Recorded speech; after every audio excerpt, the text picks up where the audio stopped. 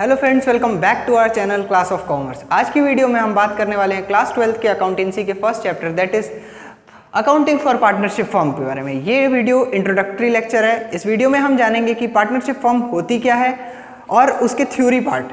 As we know कि हमारे board exam में अब 20 क्वेश्चन ऑब्जेक्टिव टाइप आ रहे हैं, तो ये थ्योरी पोर्शन जो कि बहुत बच्चे नेग्लेक्ट कर देते थे, पर ये थ्योरी पोर्शन अब बहुत ही ज़्यादा इंपॉर्टेंट है। तो चलिए आज की वीडियो में हम बात करते हैं पार्टनरशिप के इंट्रोडक्शन के बारे में। चलिए शुरू करते हैं।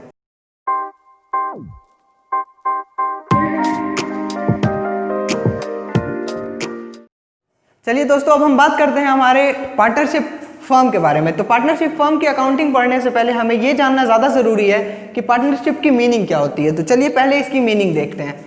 पार्टनरशिप की एक डेफिनेशन है that is partnership is a relation between persons. Partnership एक रिलेशन होता है between persons. Persons means partnership ऐसा नहीं कि कोई सिंगल पर्सन चला है। पार्टनरशिप के लिए दो या दो से ज़्यादा लोग चाहिए। तो partnership is a relationship between persons who agreed to share the profits. वो प्रॉफिट और लॉस शेयर करने के लिए एग्री करते हैं between them, carried out by all or any of them acting for all. या तो सारे पार्टनर चलाएंगे या तो कुछ पार्टनर चलाएंगे, बाकी पार्टनर खाली कैपिटल लगाएंगे। तो पार्टनरशिप की मीनिंग क्या हुई? पार्टनरशिप एक रिलेशन होता है between two or more then persons जिनका मेन रीजन होता है, क्योंकि बिजनेस का मेन मोटिव भी होता है प्रॉफिट अर्न करना, तो वो एग्री करते हैं प्रॉफिट और लॉस शेयर करने के लिए। और वो बिजनेस या तो सारे पार्टनर चलाएंगे या तो कुछ पार्टनर चलाएंगे, बाकी सारे पार्टनर खाली कैपिटल लगाएंगे। तो partnership is the relation between two or more than two persons who agreed to share profit और loss and carry the business. ये तो हुई बात मीनिंग की। पार्टनरशिप की मीनिंग क्या होती है? अब हम आते हैं पार्टनरशिप डीड के बारे में। पार्टनरशिप की मीनिंग के बाद पार्टनरशिप डीड क्या होती है? क्लास 11th की बिजनेस में हमने ये पढ़ा था कि पार्टनरशिप डीड एक एग्रीमेंट होता है जिसमें कि सारे पार्टनरशिप से रिलेटेड इन्फॉर्मेशन लिखी होती है कि पार्टनरशिप में पार्टनर्स के प्रॉफिट शेयरिंग रेशियो क्या होंगे, पार्टनर किस रेशियो में प्रॉफिट शेयर करेंगे, पार्टनर से इंटरेस्ट ऑन कैपिटल क्या लेंगे। ये सब चीज़ें हम पढ़े थे कि ये सब इन्फॉर्मेशन होती है, फर्म का नेम, बाकी सब इन्फॉर्मेशन। तो पार्टनरशिप डीड क्या होती है? पार्टनरशिप डीड एक रिटन एग्रीमेंट होती है which contain all the information related to the partnership. It is also known as, ये टर्म बहुत ही ज्यादा इंपॉर्टेंट है। पार्टनरशिप डीड का दूसरा नाम articles of partnership. Articles of partnership objective type question जो कि एमसीक्यू आता है 1 मार्क्स का, बहुत ही इंपॉर्टेंट क्वेश्चन है। एक क्वेश्चन यहां से देखने को मिल जाता है that is articles of partnership is the, या फिर other name of partnership deed is, तो उसका नाम होता है articles of partnership. Partnership deed पता चल गई कि वो रिटन एग्रीमेंट होता है जो सारी इंफॉर्मेशन कंटेन करता है पार्टनरशिप फर्म के बारे में। उसके बाद ये मैंडेटरी नहीं है इंडिया में। इंडिया में जो पार्टनरशिप एक्ट है, Indian Partnership act, Indian Partnership Act 1932, जो पार्टनरशिप फर्म हमारी तैयार होती है वो इंडियन पार्टनरशिप एक्ट 1932 के अंडर तैयार होती है। इंडियन पार्टनरशिप एक्ट 1932 में ये मैंडेटरी नहीं है कि जो फर्म पार्टनरशिप फर्म रन हो उसकी पार्टनरशिप डीड हो, ये मैंडेटरी नहीं है। तो अगर कोई फर्म पार्टनरशिप डीड नहीं बनाती है तो उनके बीच में अगर कोई डिस्प्यूट आता है तो प्रॉफिट कैसे शेयर होगा, ये सब कैसे होगा, वो हम आइए बात करते हैं उसके बाद। आइए अब हम देखते हैं कि अगर हमारी पार्टनरशिप डीड एब्सेंट है तो कौन से रूल्स अप्लाई होंगे कोई भी डिस्प्यूट आने में। अगर हमारे फर्म में प्रॉफिट होने लगता है तो जाहिर सी बात है, जब इनकम आने लगती है, पैसा आने लगता है, तो बहुत बड़े बड़े लोगों का दिमाग बदल जाता है। तो आइए देखते हैं कि अगर कुछ ऐसा होता है पार्टनरशिप फर्म में और हमारे पास पार्टनरशिप डीड नहीं है, हमारे पास कोई रिटन एग्रीमेंट नहीं है, तो फिर कौन से रूल्स अप्लाई होंगे। तो Indian Partnership Act 1932, Indian Partnership Act 1932 के अकॉर्डिंग अगर पार्टनरशिप डीड एब्सेंट है तो ये कुछ रूल्स अप्लाई होते हैं। ये रूल्स बहुत ही ज़्यादा इंपॉर्टेंट हैं। आइए इन पे देखते हैं। पहला rule, profit and losses to be shared equally.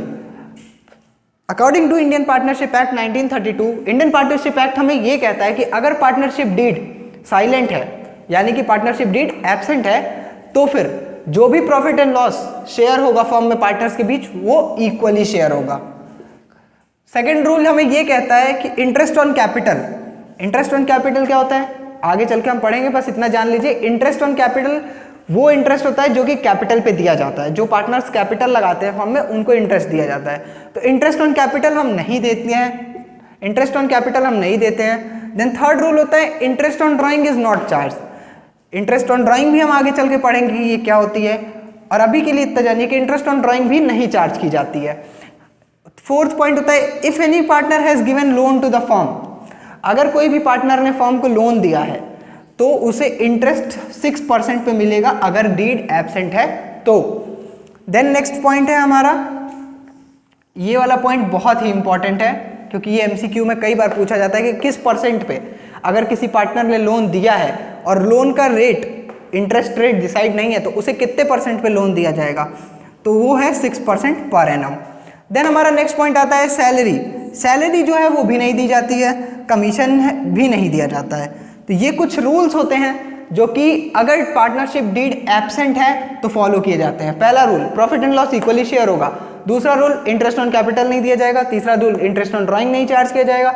चौथा रूल अगर किसी पार्टनर ने फर्म को लोन दिया है तो उसे 6% इंटरेस्ट मिलेगा, 6%। सैलरी किसी पार्टनर को नहीं दी जाएगी, कमीशन किसी पार्टनर को नहीं दिया जाएगा। ये रूल्स काफ़ी इंपॉर्टेंट हैं, इसे ध्यान से देखिएगा।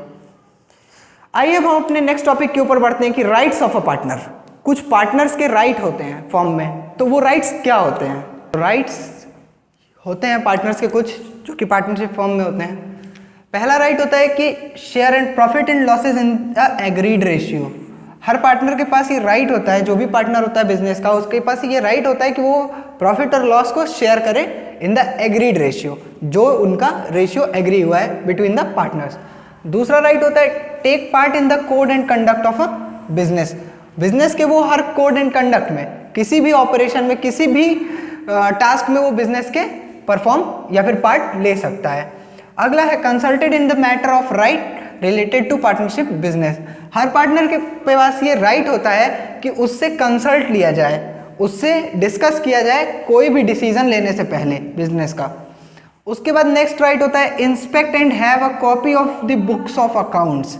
हर पार्टनर के पास ये राइट होता है कि वो बुक ऑफ अकाउंट्स यानी कि जो भी बुक्स ऑफ अकाउंट्स हैं फर्म की उसको इंस्पेक्ट कर सके या फिर उसके एक कॉपी ले सके, ताकि वो उसको दो देख के प्रॉफिट जो उसको एस्टिमेट करना है वो देख सके।